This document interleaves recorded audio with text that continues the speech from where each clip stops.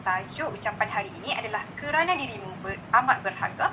Masa yang ditentukan oleh adalah 4 hingga 6 minit.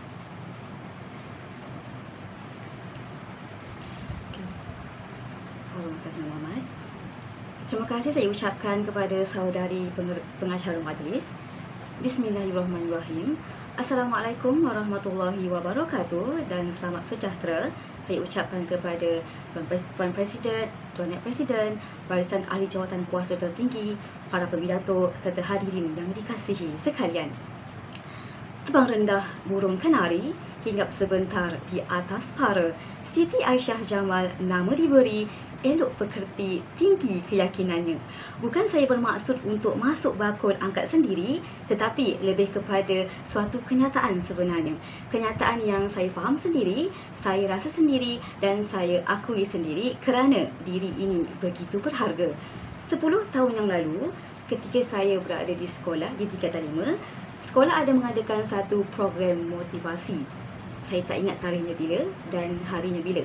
Tapi yang saya pasti, baris-baris kata yang dinyatakan oleh motivator itu membuatkan saya terpana. Terpana bukan orang kata dari mata turun ke hati, tapi dari kata-kata membuatkan saya untuk lebih mengenal dan menghargai diri sendiri.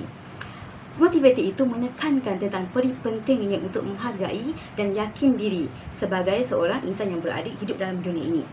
Jadi, di situ saya fahamlah dan saya teruskan orang kata meletakkan diri pada tangga utama, percayakan diri sendiri untuk berjaya, bahagia dan mencapai impian yang menjadi keinginan hati. Saya, Siti Aisyah Jamal, berasal dari Muar Johor, tapi sekarang menetap di Sekudai, merupakan anak ketiga daripada 4 orang adik-beradik.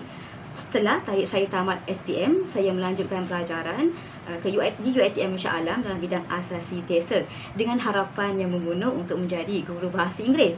Namun malangnya saya tidak dapat melanjutkan pelajaran dalam bidang TESOL untuk sarjana muda, tapi saya menukar bidang ke bidang bahasa Melayu, komunikasi profesional. Jadi di situ saya belajar pelbagai perkara lah mengenai komunikasi dan bahasa Melayu itu sendiri. Dan seterusnya, apabila dah habis belajar tu, mestilah kita ada orang kata impian kan. Sebenarnya impian saya, hajat utama saya adalah untuk menjadi orang kata pembaca berita. Macam saya tengok Tuan Haswa Andri yang merupakan seorang pengacara tetap kan, pengacara majlis. Saya ada tengok juga di video di YouTube bagaimana beliau mengacarakan majlis dengan sangat bagus. Jadi di situ orang kata mungkin tiada rezekinya. Jadi saya meneruskan orang kata perjalanan kehidupan untuk mencari dan menggapai impian saya. Jadi saya menjadi seorang guru di sekolah swasta, dan pada masa yang sama saya juga menjadi seorang penulis upahan di sebuah syarikat sebagai freelance lah, yang bernama syarikat yang bernama upah menulis. Setelah itu saya pun mencuba untuk menjadi seorang guru kerana saya bukanlah dalam bidang pendidikan, tapi oleh kerana ada buka satu untuk meneruskan pelajaran kan, bekerja di guru interim sebagai guru interim. Jadi sebenarnya saya baru saja menghabiskan pelajaran di IPG KTHO bagi mendapatkan sijil perguruan untuk mengajar di sekolah kerajaan. Setelah saya tamat belajar, jadi apabila saya dah nampak lama dah iklan Toastmaster ni di salah seorang rakan saya, orang kata senior saya, Kak Syaza Soraya.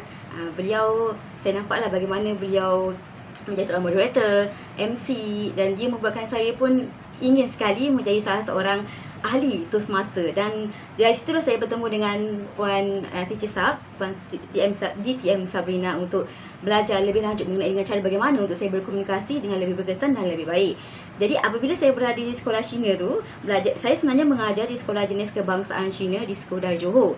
Jadi di sini orang kata saya boleh bertutur bahasa Melayu dengan baik, boleh bertutur bahasa Inggeris dengan agak baik, tetapi tidak boleh bertutur dalam bahasa Mandarin.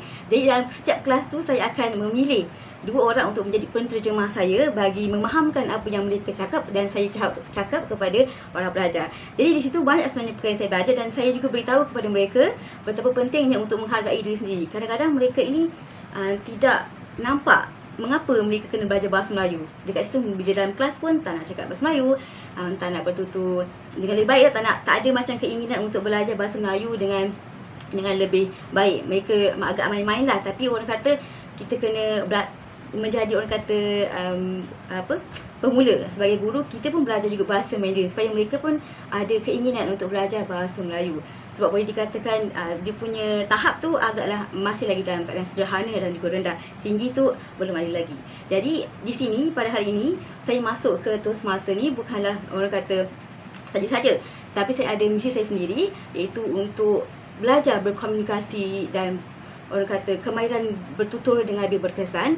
Bagi saya sendiri boleh lebih tampil lebih yakin dan juga boleh memberi satu orang kata satu tahap yang lebih baik kepada murid-murid saya untuk melihat saya sendiri dan kepada orang lain juga untuk sama-sama belajar berkomunikasi dengan lebih baik. Kerana ini adalah antara satu orang kata bila kita nak disuruh bercakapkan di hadapan, terutama apabila melihat murid sendiri di dalam kelas, mereka tidak ada keyakinan tu. Bukan saja bahasa Melayu, bahasa Inggeris juga bahasa Cina. Jadi di situ kalaulah jika saya berada di sini, saya belajar banyak perkara dan saya juga boleh turunkan ilmu itu kepada mereka juga.